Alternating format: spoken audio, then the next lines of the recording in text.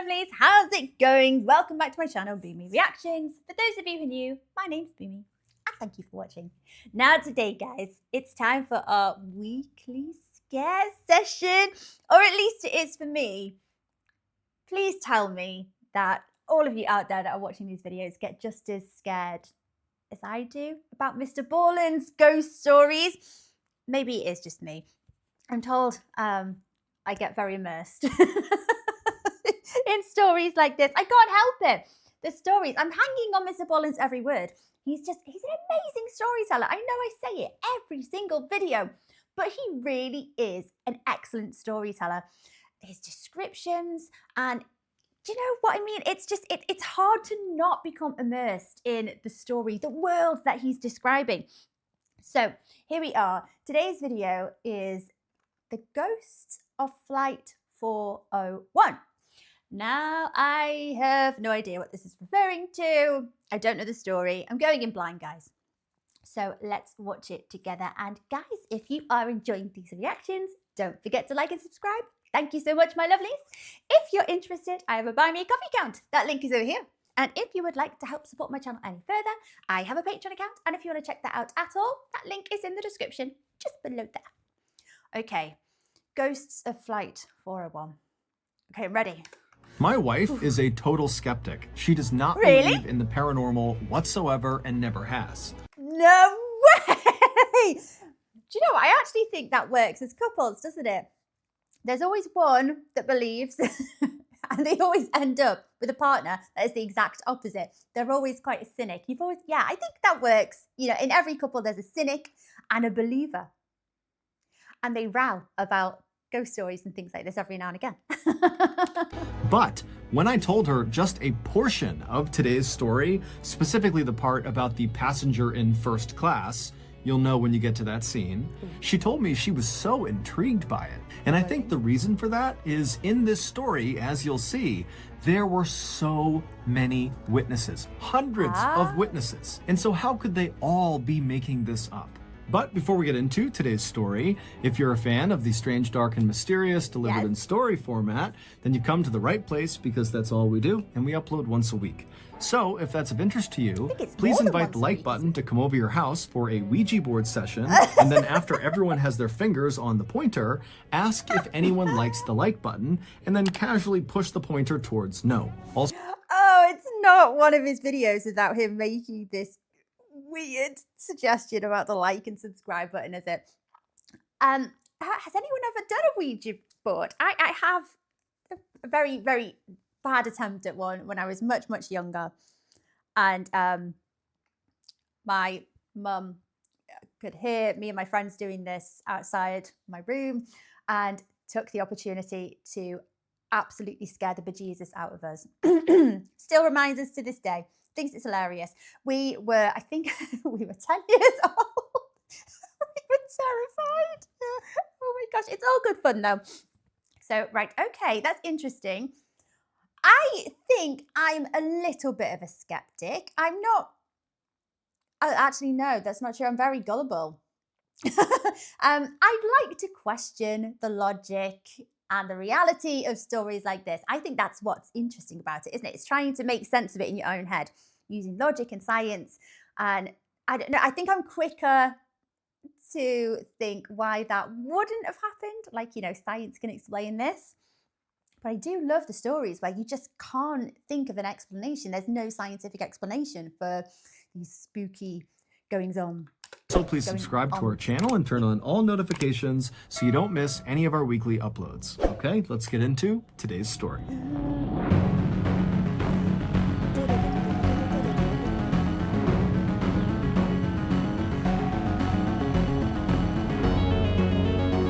So there's lots of witnesses to this. Around 8:30 p.m. on December 29th, 1972, passengers inside of JFK International Airport in Queens, New York, heard over the intercom that Eastern Airlines Flight 401 to Miami was now boarding. About 30 minutes later, all 176 passengers, which included the 13 crew members, had made it on board, and then at that point, the 13 crew members began making their final preparations for takeoff.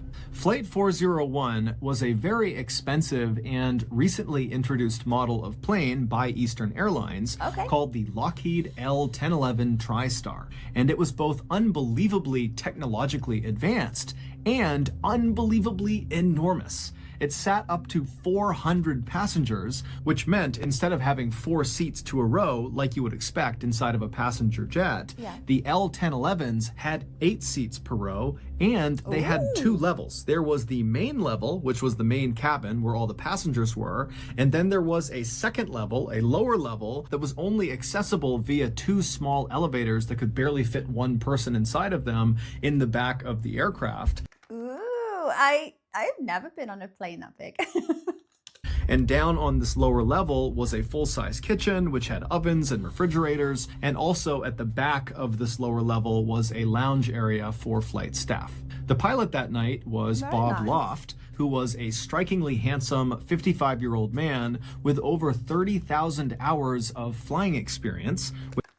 Mr. Ballen, why have you mentioned that he's so strikingly handsome? He never gives irrelevant details in his stories, so that's gonna come up somewhere later on down the line. It's got to be relevant to the tale. Which, for reference, is a ton of flying experience. Just so you know, Captain he's Bob really good was looking. known as a perfectionist who exuded confidence and who was cool under pressure. After Bob had boarded the aircraft, he had made his way right into the cockpit, which is the very front of the plane where the pilots fly the plane, and he had sat down in the customary captain's seat, which was the front left seat. And then after he had sat down, his 10 years younger first officer or co-pilot, a man named Bert Stockstill, had joined him in the cockpit and sat down in the customary co-pilot seat, which was directly to the right of Captain Bob.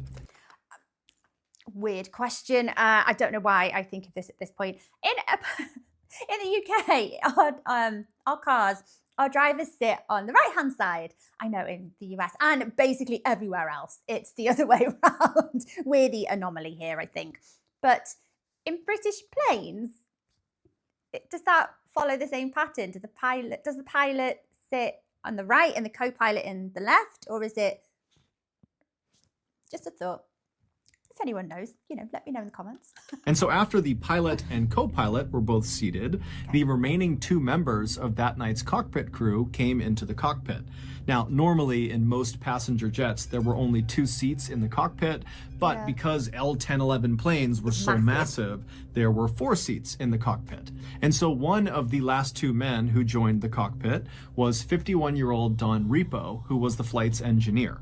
And despite him being this big, strong ox of a man, he was actually known as being fairly soft-spoken and very approachable. And so Don came into the cockpit, he said hello, and then he sat down in the seat right behind the co-pilot, Bert. And then a few seconds after Don, the last man came into the cockpit. It was 47-year-old Angelo Donadeo. Angelo was not actually part of that night's flight crew. However, he was an employee of Eastern Airlines, and that night he needed to get to Miami, and so the company had put him on Flight 401 and sat him in the 4th and final seat in the cockpit, right behind Captain Bob. Okay, what? I know Mr. Ballen just said, I know this is so irrelevant to the story, but why are there 2 extra members of staff in the cockpit besides the pilot and the co-pilot? What's the significance? That's not normal, is it? It's normally just the 2 pilots. Okay. Around 9:10 p.m., all pre-flight checks had been completed, all passengers were seated, as was the crew, and so Captain Bob began taxiing over to the runway. 10 minutes later, at 9:20 p.m., Captain Bob pushed the throttles forward, and the plane began to take off. A few minutes later, and Flight 401 was airborne up in the night sky over New York, headed south towards Miami.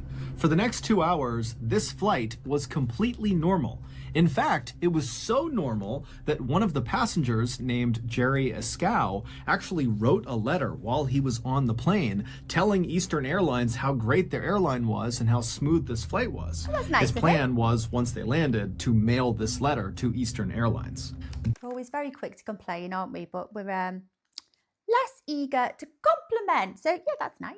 But Tell at them they're doing great. 11:32 p.m., so 2 hours and 12 minutes after takeoff, this flight would go from being very routine and normal to being anything but. Oh. At 11:32 p.m., Captain Bob began his approach to Miami International Airport, but when he lowered the plane's landing gear, his co-pilot Bert noticed they had a problem. L-1011 jets, like 401, have 3 pieces of landing gear.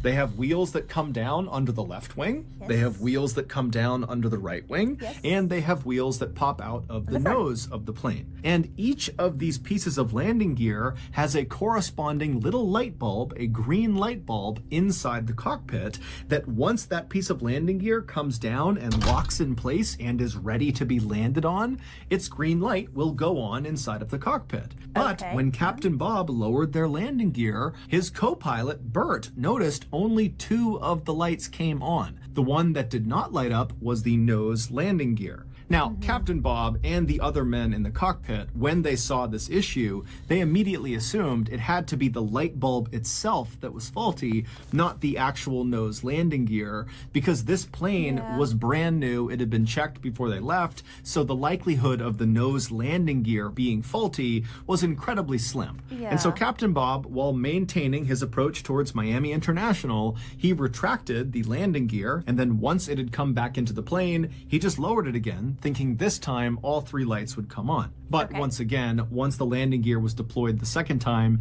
still the nose landing gear light did not come on.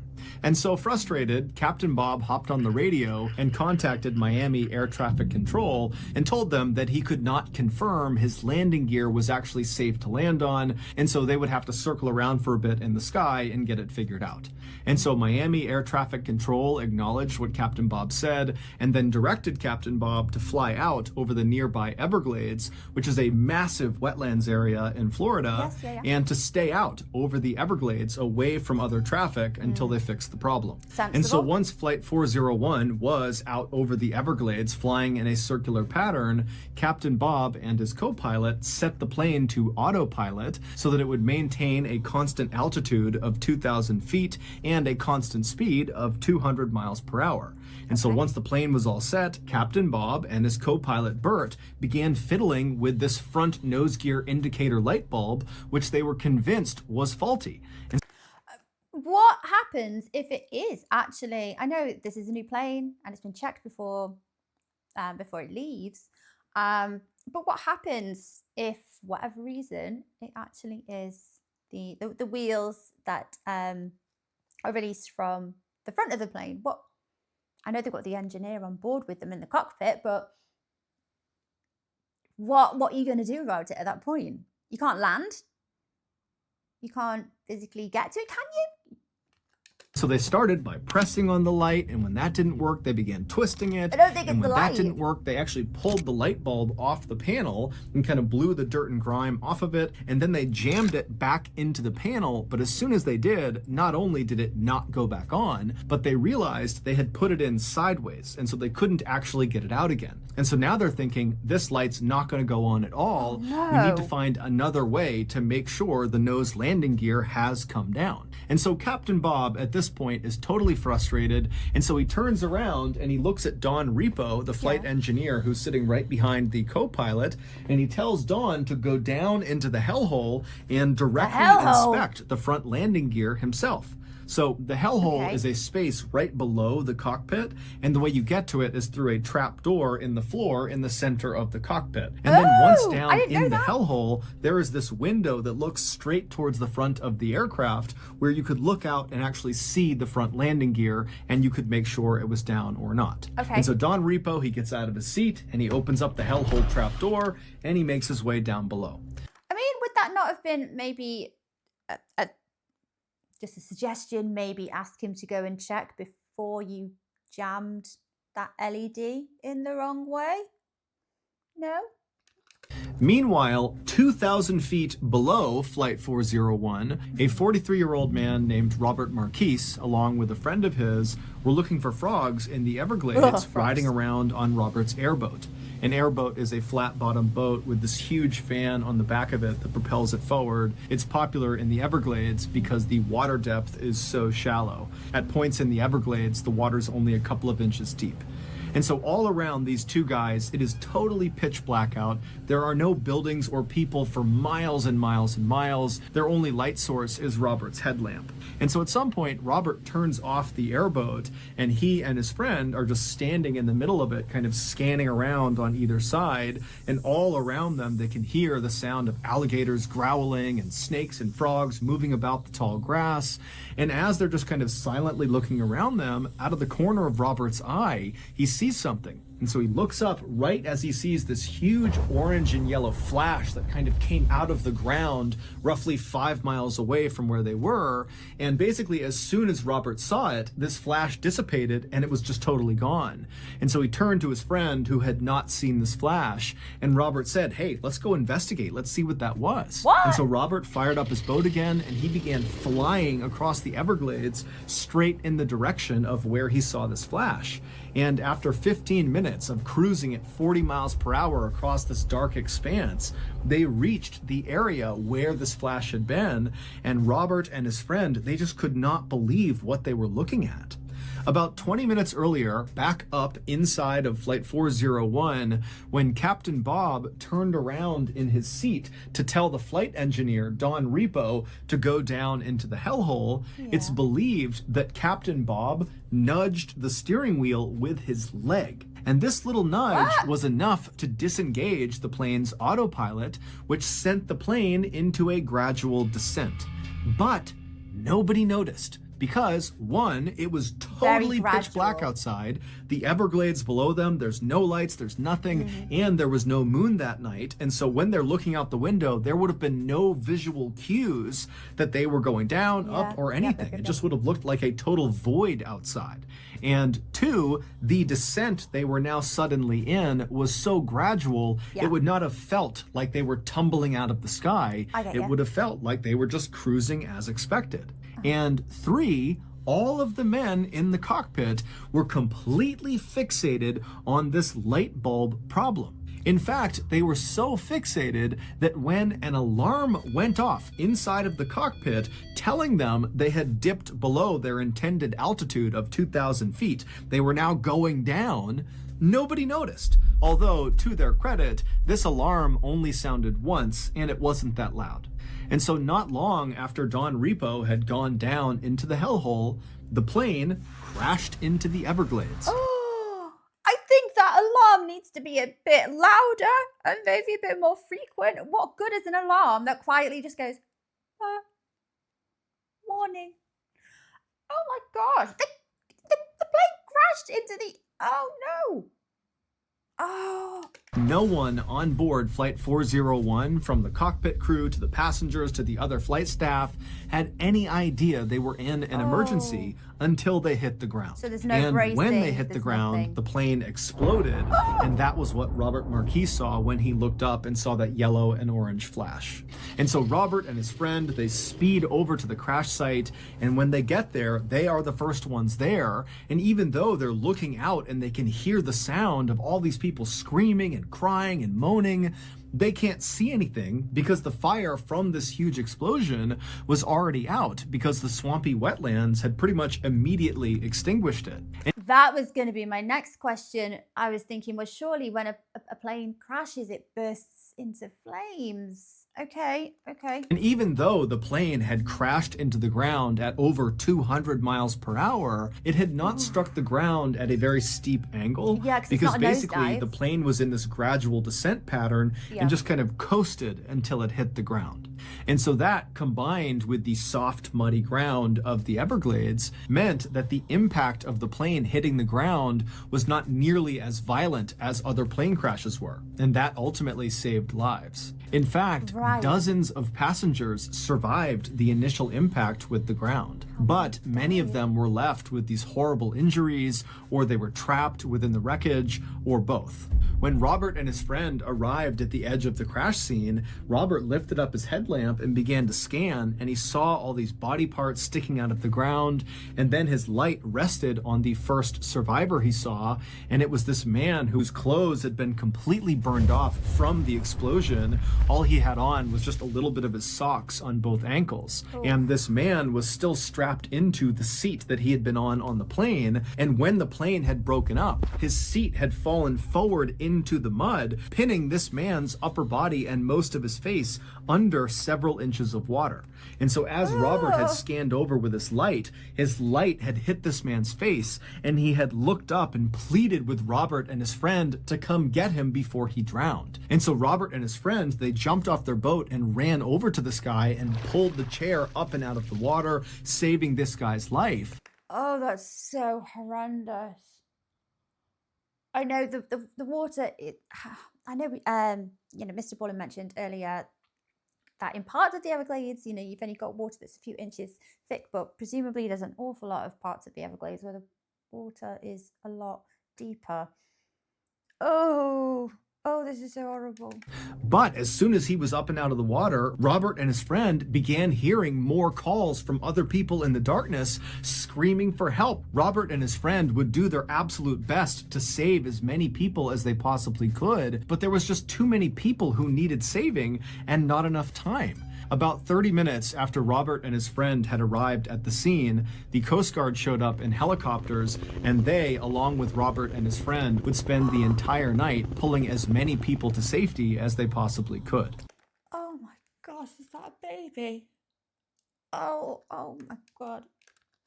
By the time the sun came up on the following day, there were no other survivors left to save. All told, 99 people perished and 77 survived. Amongst the dead were Captain Bob Loft and his co-pilot Bert Stockstill and their flight engineer Don Repo, who had gone down into the hellhole. Amongst these survivors was Angelo Donadeo, the fourth man in the cockpit, as well as Jerry Ascow, the man who ironically had written that letter to Eastern Airlines saying how wonderful that flight had been. So the fourth member of staff that was present in the cockpit, how did they survive? I know the engineer is in the hellhole. I did not know it was called a hellhole. That is not a nice name. Okay, so he is probably in one of the worst places in the plane for, at the time of impact, maybe. Okay, so how did the fourth member of staff, how did he survive if the pilot and co-pilot had, because they died? How did that? Sometimes you can just not explain it. Sometimes it's just luck, isn't it? A major investigation following the crash would confirm that the reason Flight 401 went down was because of a number of factors, most notably human error. The investigation would also confirm that the nose landing gear was working perfectly fine. The light bulb not coming on was a result of the light bulb being burned out. Following the investigation, Eastern Airlines would make every effort to compensate both the survivors of the crash and also families of those who were killed in the crash. Eastern Airlines would also make major changes to their training for their pilots and co-pilots and anybody that was ever going to be in the cockpit to ensure this type of disaster never happened again.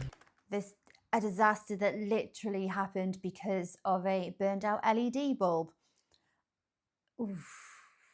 That you, as a survivor or, family or friends of anyone that had passed away during this accident, that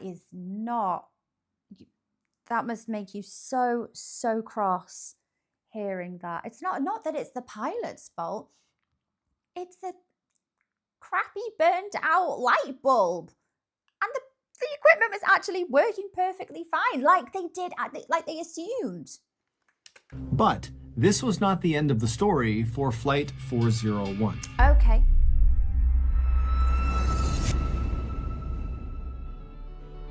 I was recently eating lunch with a friend of mine in Uskapog, Rhode Island, when he asked me, John, what is your biggest dream in life? Now, ever since I was a literal newborn baby, I've had a huge dream, but I've always been too scared to commit to it. But for some reason, when my friend in Uskapog asked me this question, I felt this euphoria growing inside of me, and then before I could stop myself, I blurted out the truth. I want to create a mildly effective... This is an ad, isn't it? Mildly effective... I want to make a mildly effective cold medicine made exclusively out of Egyptian fire ants. And then before my friend could react to this revelation, I turned and leapt headfirst out the glass window. And then when I hit the ground, I turned around expecting to see my friend angry and staring down at me, ready to fight me. But instead, he was standing on our table doing a jig, stomping on our plates and our cups, and all around him, our waiters and waitresses were cheering, saying, "Go, John, go!" And so go I did. After a quick salute to the gang, I turned and I ran directly into traffic. And for 97 miles, I ran along the freeway until I got to Chicopee, Massachusetts, where I climbed up into a tree and I fired up my coal-powered laptop and I got to work on my business plan. But this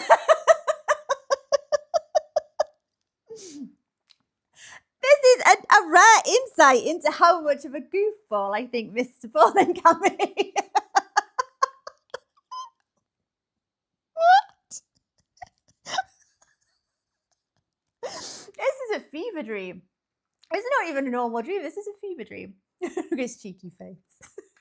For almost 3 years after the crash, hundreds of Eastern Airline employees began to experience a terrifying phenomenon.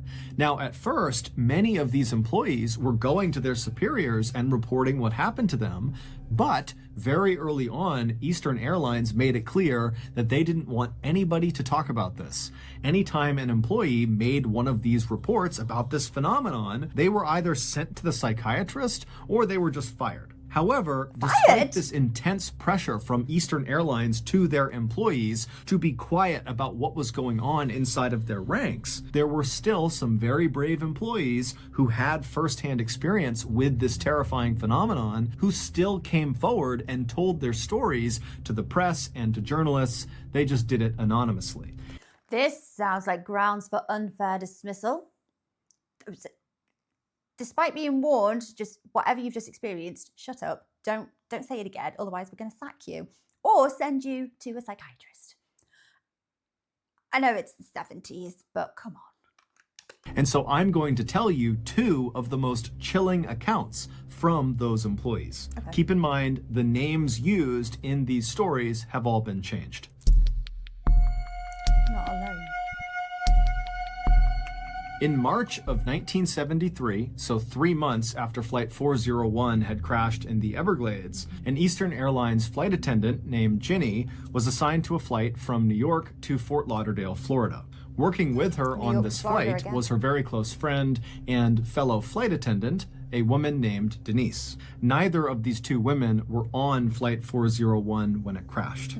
The plane these 2 women would be working on their flight to Florida was called number 318 by Eastern Airlines, and it was an L-1011, just like Flight 401 had been. Like the same plane. In fact, plane number 318 actually had some original parts from Flight 401 on it, because it would turn out after that huge investigation was done on the crash, the investigators discovered lots of parts from Flight 401 were still in pretty good shape. And so after rigorously testing them and ensuring they did really work, those parts were actually installed on other L-1011 jets in the Eastern Airline fleet. I mean, that makes sense, you know, upcycling them. And it was a new plane, wasn't it, really? Now, for the record, this was not considered an inappropriate thing to do. These parts were extremely expensive and they worked perfectly fine, and they were not involved in causing Flight 401 to crash. And so no one batted an eye when Eastern Airlines put these parts on their other planes. Yeah, it doesn't sound so weird. Ginny and Denise, along with several other Eastern Airlines flight attendants, board plane number 318, and after takeoff, the flight attendants began going through the very long and drawn-out process of getting food and drink for the nearly 200 people on board the flight. And so them the a way while, the doesn't flight it? attendants divvied up the work is they would have some of the attendants on the main level of the plane in the cabin taking orders from all the passengers, and then the other flight attendants would be down on the lower level, the second level of the plane where the kitchen was, preparing all the food and drinks. And so at some point during this process, Denise, who was up on the main level helping with taking orders, realized she didn't have anything to do. She had taken all the orders she could, and so she decided she would head down to the second level, to the kitchen, To help them where her out. good friend Ginny was, to see if she could help her. But ironically, as Denise got in the elevator in the back of the plane and began heading down to the second level, Ginny, who was on the second level, discovered she did not have anything to do. She'd already prepped the cart, and so she had gotten into the other elevator and And they- began going up to the main level to see if Denise needed any help. And so the Missed two each other like women chips in the literally night. passed each other in their elevators, but didn't see each other. And so once Ginny arrived at the main level, the cabin level, she got off the elevator and she walked down the aisle and she began asking around to the other attendants if they knew where Denise was. And they would tell her, oh, she just left a minute ago to go down just to missed see her. you. And so after a couple of minutes, Ginny would leave the main level and go back down the elevator to the lower level to find Denise. Yes. Now, to understand what happens next, you need to have a basic understanding of the layout of the second level. Okay. So when you come down on either of those two elevators, when the doors open, you'd be looking down a stretch of hallway, basically the length of the plane from the back towards the front. And when you stepped off the elevator, you'd be stepping into the middle of the kitchen. Now, the kitchen was very, very cramped, and on the left side was a row of ovens that were all stacked up against each other, and then on the other side, on the right side, was a row of cabinets and cupboards. Okay. If you were to walk down the kitchen straight towards the front of the plane, you would eventually reach a wall that separated the kitchen to the lounge area, and there was a door slightly off to the right side on this wall that you could walk through to get into the lounge. Okay. So if you were standing in the kitchen and looking in the direction of this door, you wouldn't really be able to see into the lounge area because, again, the door was kind of off to the side. You would have to actually go over to the door and poke your head through to get a full unobstructed view of the lounge. I And all the see. lounge was a couple of sofas and chairs kind of arranged in a circle. So Ginny has gotten back in the elevator and she's made her way back downstairs to continue looking for Denise. She gets down to the lower level, the doors open up, and she looks out into the kitchen, and Denise is not there. In fact, the kitchen is totally empty. And the door leading into the lounge area is shut, so she can't even see in part of the way into the lounge to see if anybody is in there. But the second Ginny stepped off the elevator into the kitchen, she immediately had this powerful sense that Denise was definitely down there somewhere on the second level with her, probably in the lounge area that she couldn't see. And because Ginny felt so confident that Denise was down there, she actually didn't start by calling out for Denise or walking to the door, opening it up, and looking into the lounge to make sure Denise was there. Just started talking Instead, to her. Ginny just turned to the left and went to the ovens and began preparing food for Okay. the attendants upstairs. And as she's making these plates of food, Ginny would periodically look over at the closed door leading into the lounge, kind of expecting it to open up at any point And and Denise see is there. Denise walk out. Yeah. But after a couple of minutes, no one had opened the door from the lounge, and Ginny was thinking to herself, I'm making quite a bit of noise over here. If anybody was down here, wouldn't they come out of the lounge and To just see who see was who there. it was? And because Ginny, again, had this really intense feeling that she was not alone down there, she began to think, wait a minute, is Denise playing a practical joke on me? Is she hiding in the lounge? Or is she hiding in one of the cabinets on the right side here, and she's going to jump out and grab me? Is this what cabin crew do when they're bored? You jokers. And so the second Ginny began thinking about that, she became really paranoid. And so as she's making this food, she's pretty much constantly looking over at the door or kind of scanning behind her, waiting for Denise to launch out and scare her. That darn But Denise. again, after several more minutes, Ginny didn't see anybody come out of the lounge and none of the cabinet doors opened up. It was just her down there. However, the longer she stayed down there, the stronger that feeling got that someone was in the room with her. And so now she can't even make her food. She's completely turned around, just scanning all around the kitchen, really at this point, hoping Denise jumps out to scare her. Wait until she realizes that Denise isn't there. And when Denise didn't do that, Ginny just began walking over to the door that would lead into the lounge. And so when she reached the door, her heart was racing like mad. She reached down to the handle, she turned it, she pushed it open, and she poked her head in real quick. And there was no one in the lounge. But immediately, the second her head was in that room, that feeling that someone was down there with her spiked, and she got chills all over her body. And she ran into the back of the lounge and looked behind all of the chairs and sofas, praying at this point that Denise was going to be down there. But after looking all over the back of the lounge, there was no one there. And so finally, Ginny turns around and she's totally racked with fear, because now she's on the very far end of the lounge. There's no one in the lounge. She knows there's no one in the kitchen. And here she is still getting that sensation that she was not alone down there.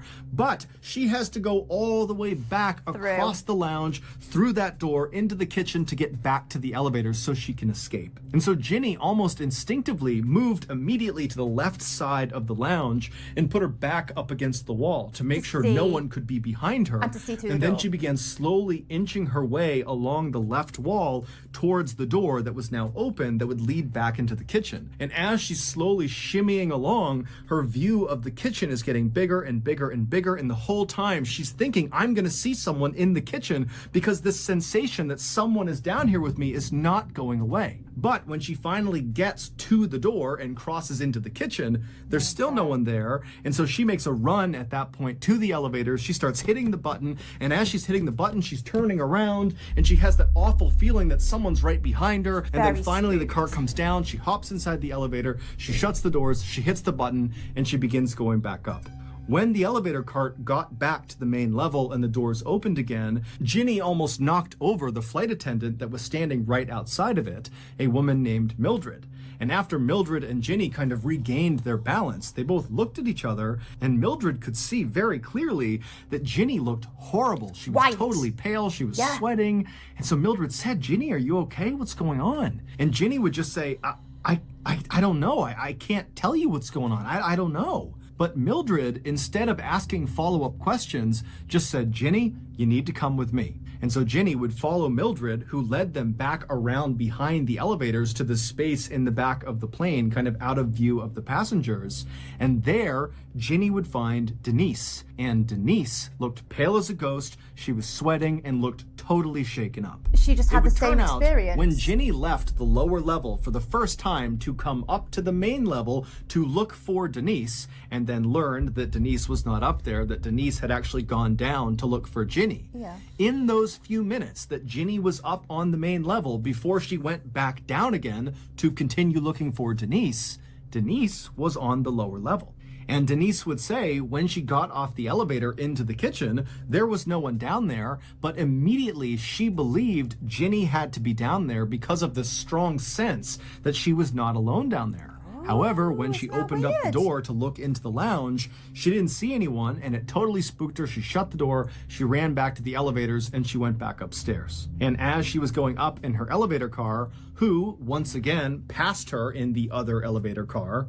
Ginny. And so once again, the two women did not see each other.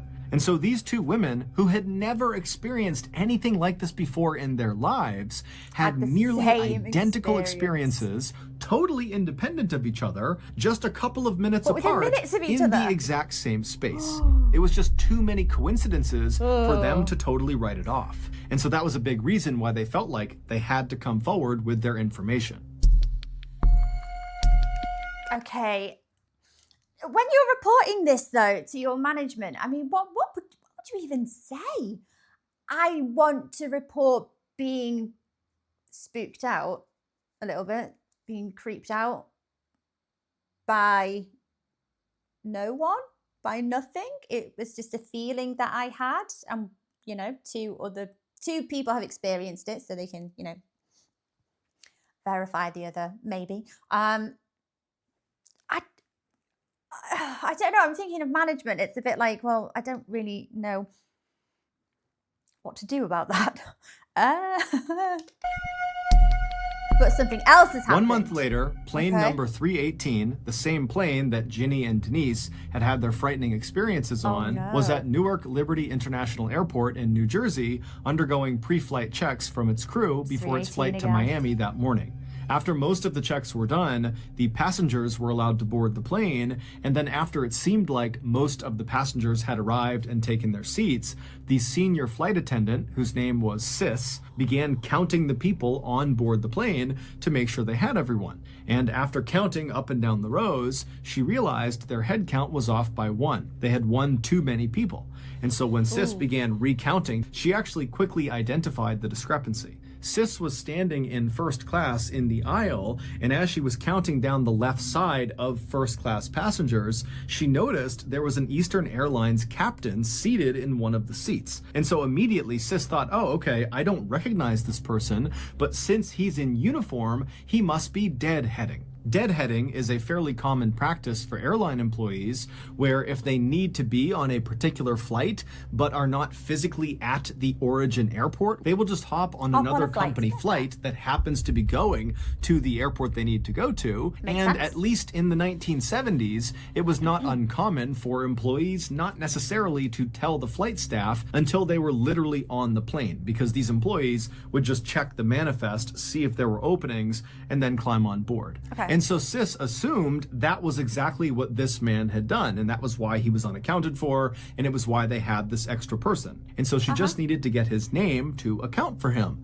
And so Sis turned and took a couple of steps until she was right in front of this guy who was still just seated looking straight ahead, and Sis introduced herself and asked him if he was deadheading. But the captain just continued to stare straight ahead and didn't even seem to register that Sis was talking to him, despite the fact that Sis was right on top of him and speaking very, very clearly, and nobody else was talking. And so Sis, who was aware of the fact that this guy clearly should have heard her, just kind of waited for a second and then just asked again, hey, what's your name? I need to make sure that you are in fact deadheading. But again, this captain just sat there without moving and didn't remotely react to Sis. Now, by this point, another flight attendant named Diane had looked over and actually saw Sis having this strange interaction with this Eastern Airlines captain.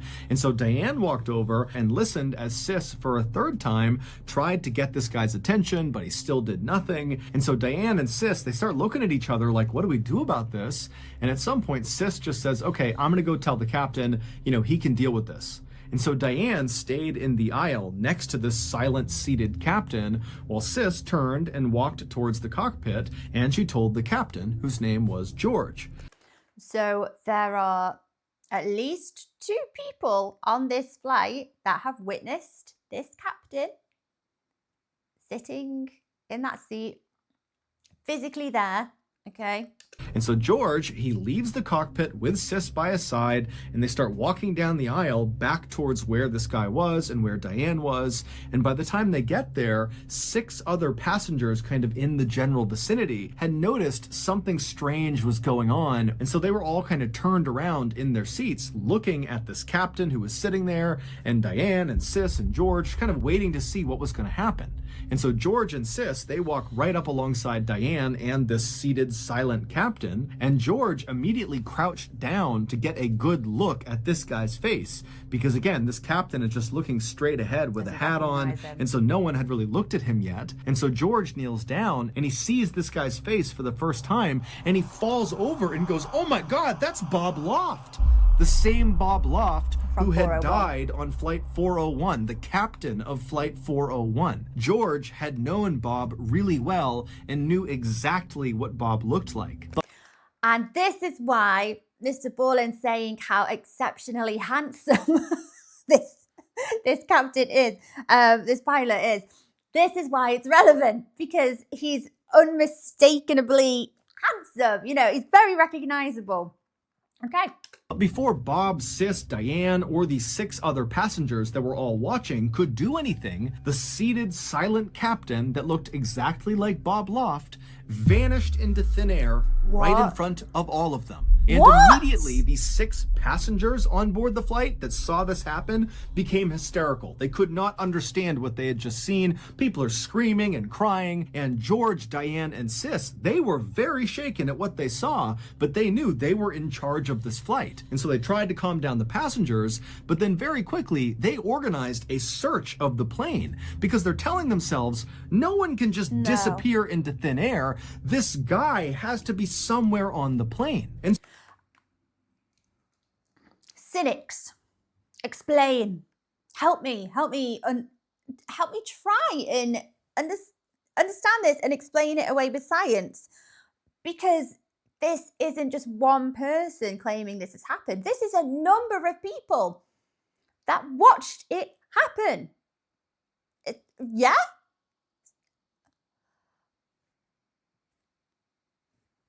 How? You can't explain that, and the plane hasn't taken off yet. Ooh.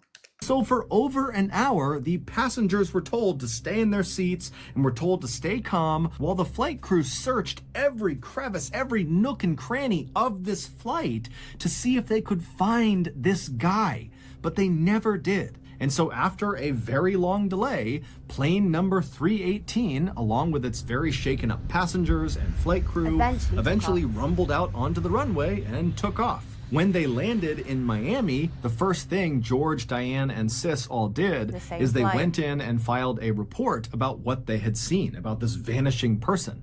But Eastern Airline didn't do anything about their reports. In fact, the logbook where these reports were kept was conspicuously missing a couple of weeks later when some other employees of the airline heard about this vanishing person and wanted to read the reports themselves. And when these employees went to their superiors and asked if they could get this logbook, the answer from the top was George, Diane, and Sis never filed those reports. There was no vanishing person.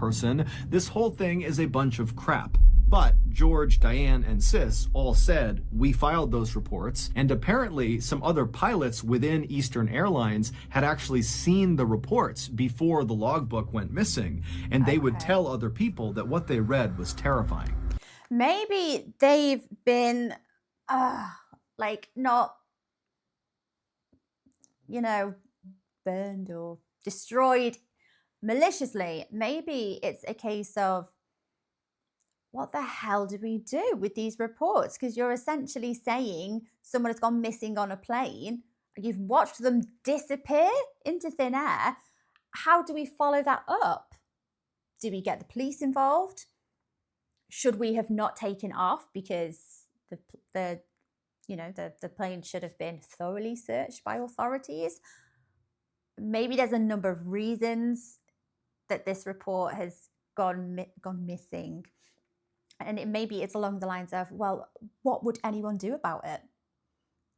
It's not, is it a missing person? Is it not? Should we have followed it up better? And then maybe they're thinking, oh, well, we didn't actually do what we should have done following procedure, because it is essentially, you're kind of describing a ghost. Maybe there's a number of reasons why they couldn't act on it. Do you know what I mean? Over the next 2 years, there would be an astounding number of other totally unexplainable events that took place on other planes within Eastern Airlines' fleet. However, the strange events only occurred on L-1011 jets that had parts on them from the crashed Flight 401. Some of these unexplained events included more sightings of the silent seated captain who looked just like Bob Loft. And in fact, one of those sightings was by an Eastern Airlines executive who, after seeing this captain vanish into thin air right in front of him, the executive freaked out and ran off the plane and demanded the plane be searched top to bottom. But like the last search, nothing was found.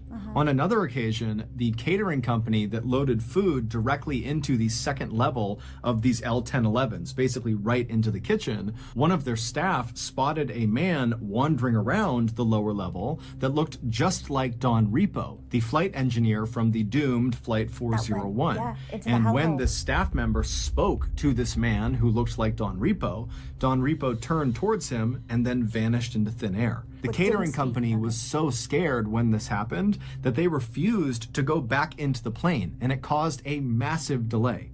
On another flight, on board plane number 318, the pilot and co-pilot began hearing banging coming from the hellhole, and when the pilot got up and opened up the hellhole and went down below and shined his light, he didn't see anything. But when he went to climb back up into the cockpit, he looked up, and standing in the cockpit was once again Don Repo looking straight down at him, who then promptly vanished right in front of him.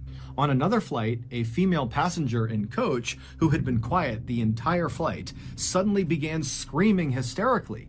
And when they went up to her and asked her what was wrong, she was pointing at the seat next to her and said a man had suddenly appeared right next to her. He did not walk in, he just appeared next to her, and then when she began screaming, he vanished right in front of her. This woman was so upset that when they landed finally in Phoenix, Arizona, she had to be restrained in a straitjacket when they pulled her off the plane. I mean, I have an issue with that, because why would you start screaming at the sight of someone sitting next to you? Did they just appear next to you? Maybe that's what freaks you out. But if you came back to your seat and there was somebody sitting in the seat next to you, you're a bit loony if you just stand there going, ah, ah, ah. You know, you'd be like, excuse me, I don't think this is your seat. Can I get into my seat, please? Or is it that she's only screaming because this man has just vanished? But as terrifying as all of these events were, there was at least one instance where these apparitions appeared to be helpful to the people on the plane. One captain said he walked into the cockpit, and standing in there was flight engineer Don Repo, and Don promptly told the captain about a specific malfunction in one of the engines before Don vanished in front of this captain. Now, this captain was horrified at what he had just seen, but he did actually go down and have that engine looked at, and sure enough, the malfunction that Don Repo said it had. Then finally, in 1974, all of these strange events just came to an abrupt stop. Now, no one knows exactly why, but in 1974, Eastern Airlines, despite telling the world they didn't believe any of the reports of these strange happenings on their planes, despite that year, they went into every single one of their L-1011 jets, and they removed any parts that had been placed on them from the crashed Flight 401, despite the fact none of those parts were faulty. They were removing perfectly good parts, and they never gave a reason. And after they did that, all the sightings just stopped. No. It's like, that's weird. It's like the, last resort. Okay, we're not acknowledging these reports, and we definitely don't believe in ghosts. However, we're just going to go in and remove all the parts from the 401 plane, just to be sure, just to be on the safe side, But we don't believe in ghosts. So that's going to do it. If you got something out of today's episode and you haven't done this already, please invite the like button to come over for a Ouija board session. And once everyone has their fingertips on the pointer, ask if anyone likes the like button and then subtly push the pointer towards no.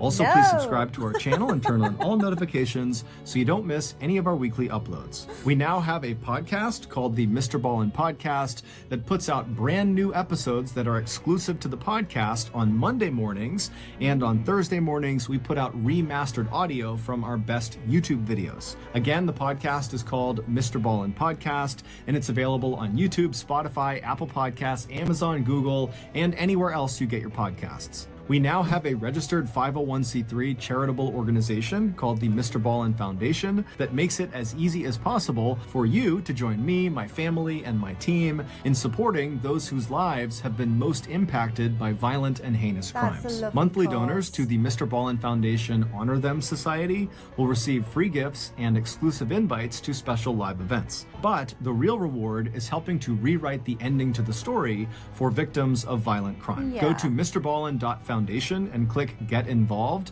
to join the Honor Them Society today. We also have 2 additional YouTube channels. One is called Mr. Ballen Shorts. The other is called Mr. Ballen en Espanol. We also post near daily content on Facebook and Snapchat. Both of those channels are just called Mr. Ballen. If you want to get in touch with me, please follow me on any major social media platform and then send me a direct message. My username is just @MrBallen, and I really do read the majority of my DMs. We also have have some really cool merchandise, so head on over to shopmrballen.com to have a look.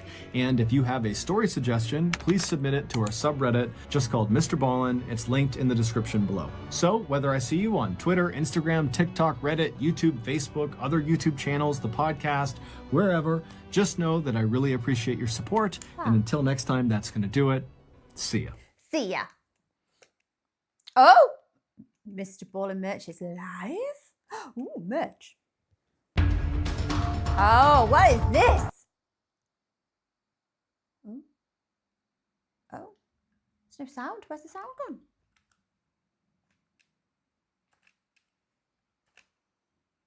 Did I turn that sound off? I don't think I did.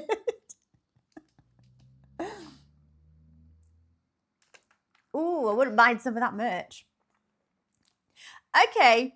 The caricatures that he has of himself on those little on the social media adverts there, they don't do him much justice. Mr. Ballen's got quite a handsome face. Oh my gosh, guys. How do you explain that one? You can't explain that away with science. But the logical part of my brain is calling out for an explanation. It's like, no, there's got to be an explanation for it. There has to be. But it hasn't just happened once. It's happened on a number of different occasions. What? On different planes, but only on the planes that have some of the original parts from the 401. That's so creepy. Ooh. But, you know, they're friendly ghosts. They're Caspers. You know, they're nice ghosts. They're helpful. And they're not scary. They don't do, well, they're not intending to do anyone any harm, except for maybe the lady that was taken out in the straitjacket. Oh, that is such a weird story. I need to know.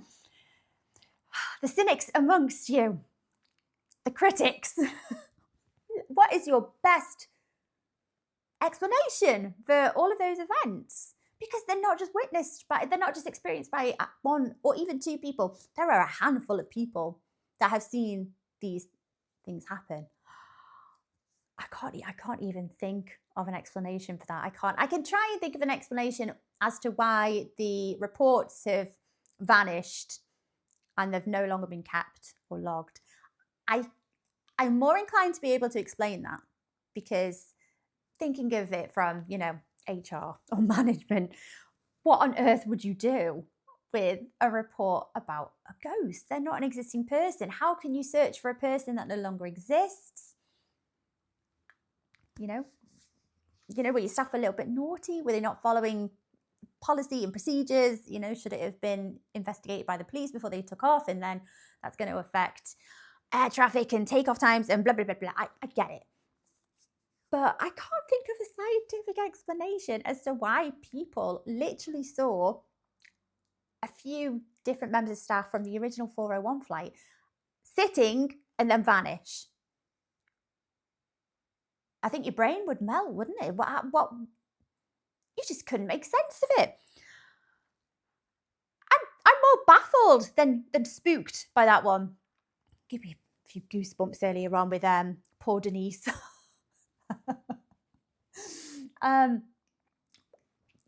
Yeah, I don't like not being able to explain things like this. So that's gonna irritate me. That's gonna really, really grind on me until I come up with an explanation or hear one. If you could, guys, that'd be amazing. Anyway, guys, I hope you enjoyed watching along with me. Take care of yourselves, and I will see you next time. Bye-bye.